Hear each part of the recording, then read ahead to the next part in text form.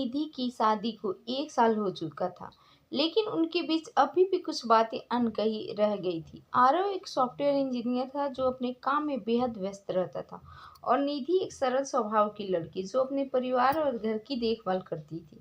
शादी के बाद उनका रिश्ता धीरे धीरे समझौतों और जिम्मेदारियों में उलझता जा रहा था। दोनों के बीच की बातचीत सिर्फ काम और घर के मुद्दों तक सिमट कर रह गई थी।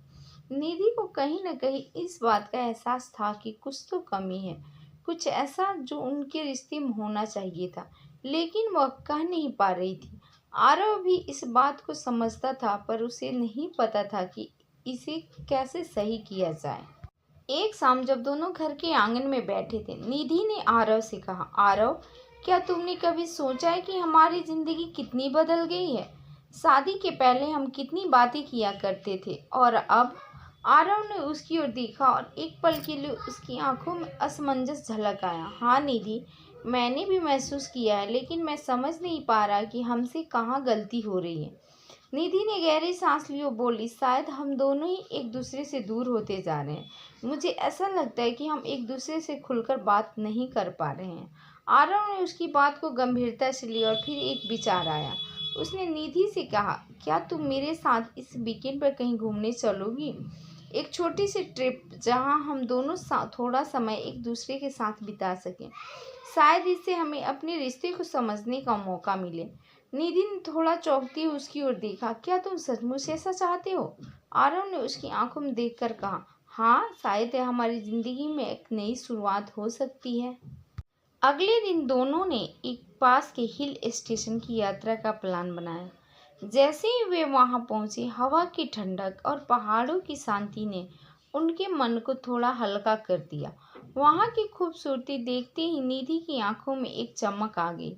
वह बहुत दिनों बाद इतनी खुश दिखाई दे रही थी। आरव ने भी निधि की इस खुशी को महसूस किया। उन्होंने तय किया कि वे इस यात्रा में सिर्फ एक दूसरे से जुड़ी बातों पर ही ध्यान देंगे और अपने पुराने दिनों की तरह खुलकर बातें करेंगे। रात को जब दोनों कैंप फायर के पास बैठे थे, आरव ने निधि से कहा, निधि, मुझे लगता है कि मैंने तुम्हें कभी सही से समझा ही नहीं। मैं अपने काम में इतना ज़्यादा उलझा रहा कि मैंने तुम्हारी भावनाओं पर ध्यान नहीं दिया। निधि ने उसकी तरफ देखा और मुस्कुराई। शायद मैं भी सही तरीके से अपनी बातें तुम्हें कह नहीं पाई। हमें दोनों को ही एक दूसरे को समझने का मौका नहीं दिया। आरव ने निधि का हाथ पकड़ा और कहा, क्या हम फिर से शुरुआत कर सकते हैं, बिना किसी शिकवे शिकायत के, एक नए तरीके से? निधि ने हामी में सिर हिला और कहा, हाँ, हम कर सकते हैं।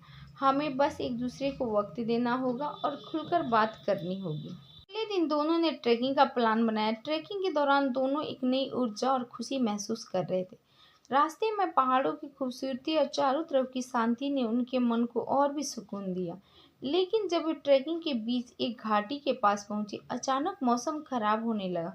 हल्की बारिश शुरू हो गई और हवा तेज हो गई। आरव और निधि ने जल्दी से वापसी करने का सोचा, लेकिन तभी निधि का पैर फिसल गया और वह एक चट्टान से नीचे गिरने लगी।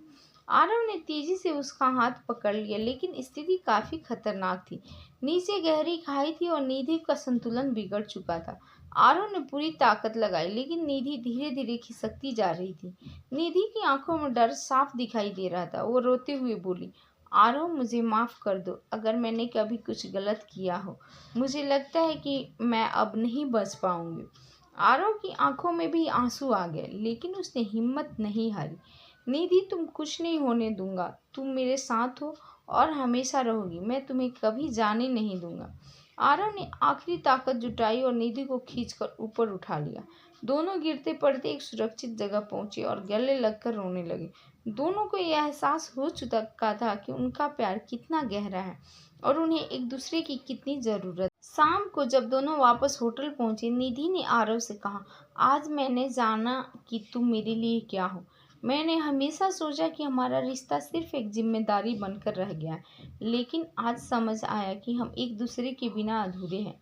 आरव ने निधि के गालों को हल्के से छुआ और बोला, मुझे भी आज यही महसूस हुआ। शायद हमें इन मुश्किलों की ज़रूरत थी, ताकि हम समझ सके कि हमारे बीच का प्यार कितना खास है।